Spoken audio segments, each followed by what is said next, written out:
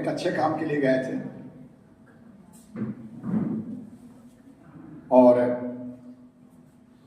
इस प्रयास को सराहा नहीं गया। खैर, ये भावना थी, मैंने व्यक्त कर दिया। तो अपने मुख्य बात पर आता हूं। जैसा कि मैंने कहा, आज का दिन बहुत महत्वपूर्ण है।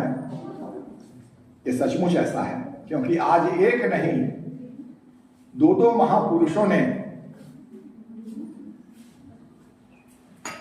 इस धरा को अभिभूषित किया था, इस धरती को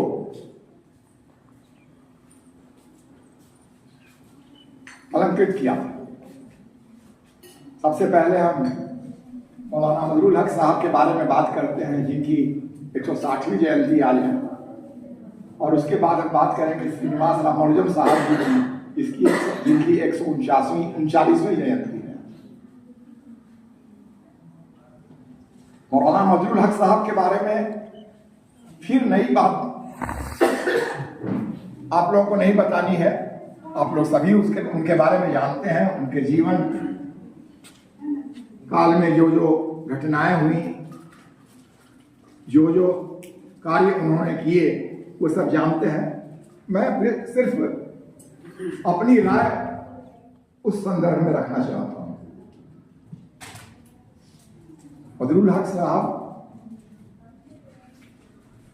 एक प्रतिष्ठित जमींदार परिवार के कुल दीपक थे, और अमूमन ऐसा देखा गया है कि जमींदार परिवार के जो बच्चे होते हैं, वे पढ़ने पढ़ाने आदि में बहुत ज्यादा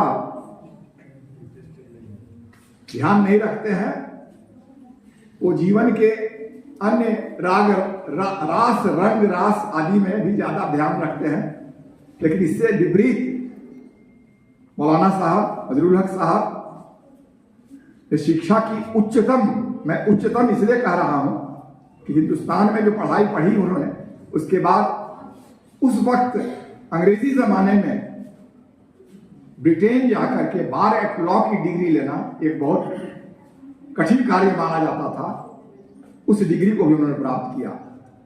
तो ये कहा जा सकता है कि कानून की जानकारी या कानून के जो पन्ने हैं,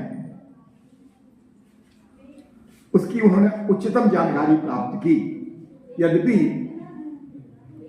जो तौर तरीका था जमींदार परिवारों का, उसमें ऐसा कम देखा गया है। लेकिन यहीं पर ये नहीं रुके। उसके बाद